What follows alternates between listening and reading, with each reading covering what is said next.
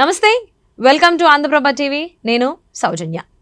మస్తాన్ సాయి ఒకానొక టైంలో ఈ పేరు బాగా వినిపించింది వార్తలు, ఇప్పుడు మళ్ళీ వినిపిస్తోంది. లావణ్య రాస్తారుని కాకుండా ఇప్పుడు మస్తాన్ సాయి బాగా హైలైట్ అవుతున్నాడు. మరి ఈ అంశానికి సంబంధించి వారి విశ్లేషణను మనతో పంచుకోవడానికి ఈరోజు మనతో పాటు ఉన్నారు సీనియర్ జర్నలిస్ట్ రవి తుంగ్లా ఉన్నారు. వారితో మాట్లాడదాం. నమస్తే రవి గారు. నమస్తే అండి. లావణ్య రాస్తారున్ అసలు కేసు వీళ్ళిద్దరిదే. సో ఇందులో చాలామంది పేర్లు వినిపించాయి, కొంతమంది చాలా హైలైట్ అయ్యారు. ఇప్పుడు మస్తాన్ సాయి మళ్ళీ హైలైట్ అవుతున్నాడు.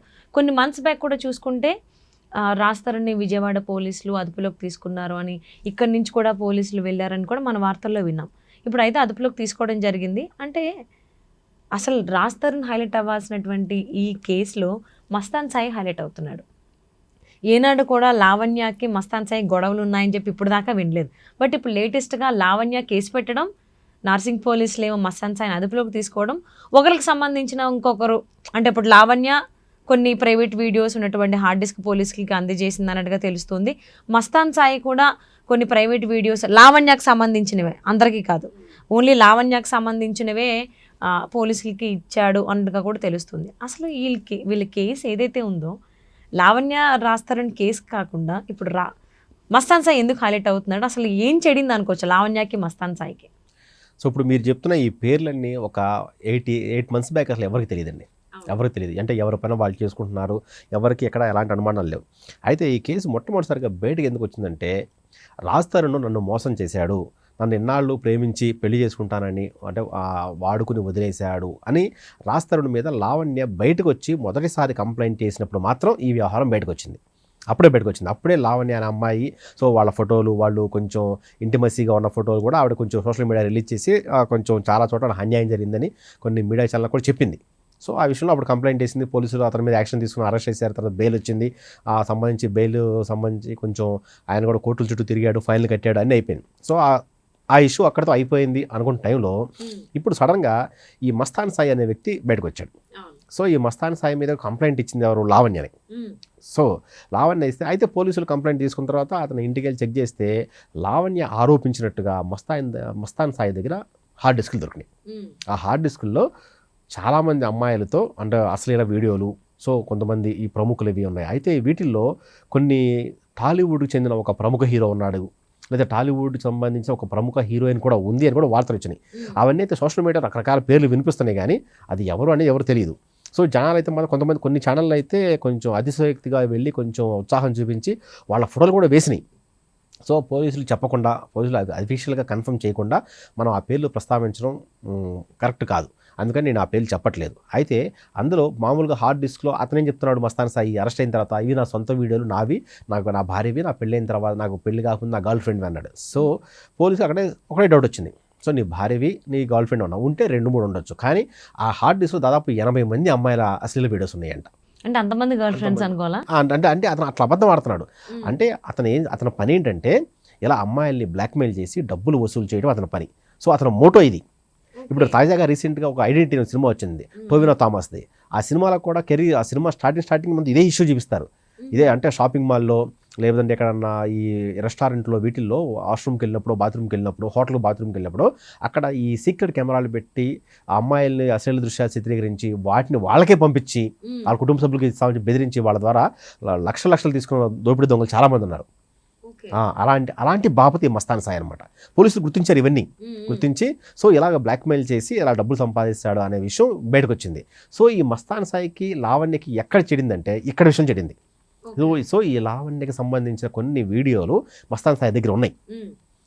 ఈ విషయంలో మస్తాన్ సాయి లావణ్యకి ఫోన్ చేసి బెదిరించి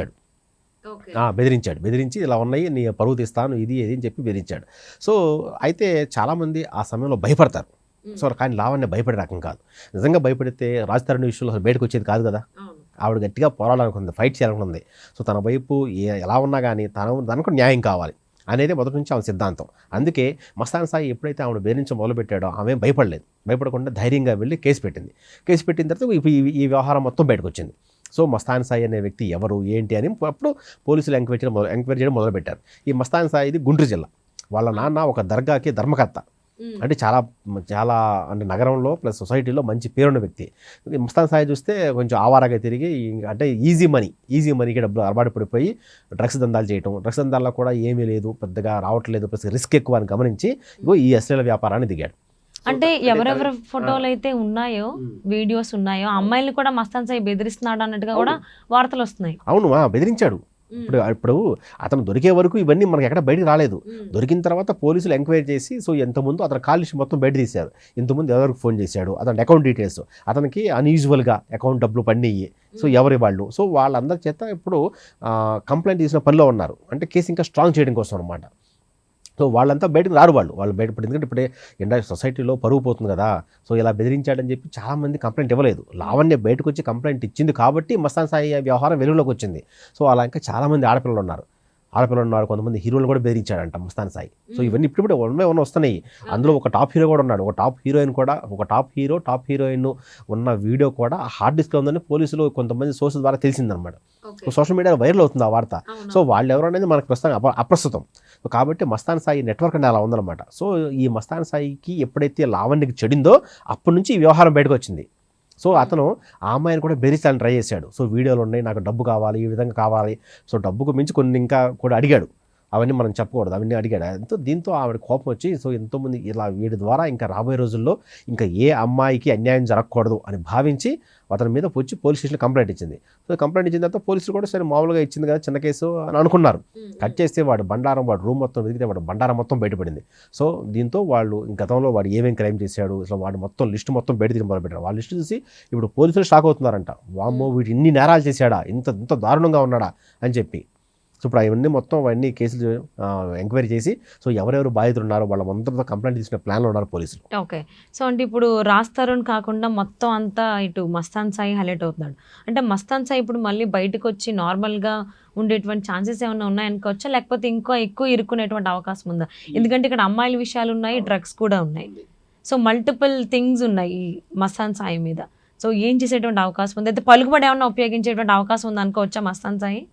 లేదండి, తెలంగాణ గవర్నమెంట్ ఈ విషయంలో డ్రగ్స్ విషయంలో ప్లస్ ఇలాంటి విషయంలో చాలా సీరియస్గా ఉంది. సో మొదటి నుంచి అది ప్రభుత్వం నిర్ణయమా పోలీసుల నిర్ణయమా పక్కన పెడితే పోలీసులు మాత్రం ఈ విషయం చాలా సీరియస్గా ఉన్నారు. ఒకసారి కేసు కంప్లైంట్ అయిన తర్వాత ఈ మత్తు పదార్థాలు బానిసలకు సంబంధించి కూడా వాళ్ళు చాలా సీరియస్గా ఉన్నారు. అంతెందుకండి, ఇప్పుడు అంటే మత్తుని వేడండి, మత్తులోకి వెళ్ళొద్దు అని చెప్పి మొన్నటి వరకు సినిమా హీరోలతో కూడా మన వాళ్ళు ప్రచారం చేయించారు. దానికి రామ్ చరణ్, ప్రభాస్ ప్లస్ ఎన్టీఆర్, అల్లు అర్జున్ వీళ్ళంతా ప్రచారం కూడా చేశారు డ్రగ్స్ దూరంగా ఉండమని. అలాంటి సిచ్యువేషన్లో ఇలాంటి ఇష్యూస్ జరిగితే అది హైదరాబాద్ బ్రాండ్ ఇమేజ్ దెబ్బతీసే అవకాశం ఉంది. సో హైదరాబాద్ ఇలాంటి జరుగుతాయి, సో మస్తాన్ సాయి ఎలా చేశాడు అలా అని చెప్పి ఒక ఇమేజ్కి డ్యామేజ్ వచ్చే పరిస్థితి వచ్చింది. సో కాబట్టి దాన్ని ఏ గవర్నమెంట్, ఏ పోలీస్ వ్యవస్థ దానికి కంటిన్యూ చేయదు, ఎక్కడ దాన్ని కట్ చేయాలని చూస్తారన్నమాట. ఎందుకంటే వాళ్ళ వల్ల ఇమేజ్ దెబ్బతినే అవకాశం ఉంది. సో కాబట్టి ఆ నిందితుడికి సరైన శిక్ష పడే వరకు సరైన ప్రాపర్ ఆధారాలు సేకరించి అవన్నీ వర్కౌట్ అయిన తర్వాత ఆయన కోర్టులో ప్రొడ్యూస్ చేస్తారు. సో ఇదైతే మాత్రం ఈ విషయం బయట రావడానికి కారణం మాత్రం లావణ్యని బెదిరించడమే. సో లావణ్యని రాజ్ తరుణ్ విషయంలో కూడా గతంలో రాజ్ తరుణ్కి మస్తాన్ సాయి సపోర్ట్ చేశాడు, లావణ్యకి అన్యాయం చేద్దామని.